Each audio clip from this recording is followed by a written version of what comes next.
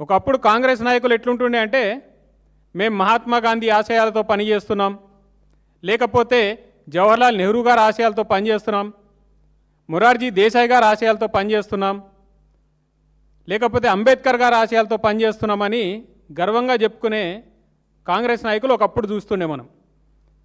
ఈరోజు అడాల్ఫ్ హిట్లర్ని ఆదర్శంగా తీసుకుని పనిచేస్తున్నాం, లేకపోతే ఫ్యాసిస్ట్ నియంత ముసోలినీని ఆదర్శంగా తీసుకుని పనిచేస్తున్నాం అనుకునే రకమైన నాయకులు ఈరోజు కాంగ్రెస్ పార్టీ ప్రోత్సహిస్తుంది.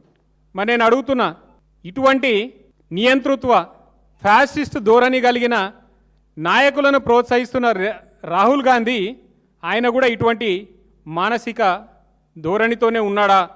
ఈరోజు మీరు ఏం మెసేజ్ ఇస్తున్నారు?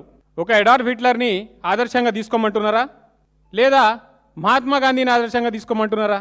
చేతిలో రాజ్యాంగం బుక్కు పట్టుకుని నేను రాజ్యాంగ రక్షకుడిని అని చెప్పుకుంటే సరిపోదు రాహుల్ గాంధీ. ఎటువంటి నాయకులను నువ్వు ప్రోత్సహిస్తున్నావు అనేది కూడా చూసుకోవాలి కదా. ప్రజల ప్రాణాలు పుట్టన పెట్టుకునే నరహంతకులు ఆదర్శంగా తీసుకునే వాళ్ళు నీకు నచ్చిన నాయకుల? అటువంటి వారిని ముఖ్యమంత్రులుగా ప్రొజెక్ట్ చేస్తున్నావా?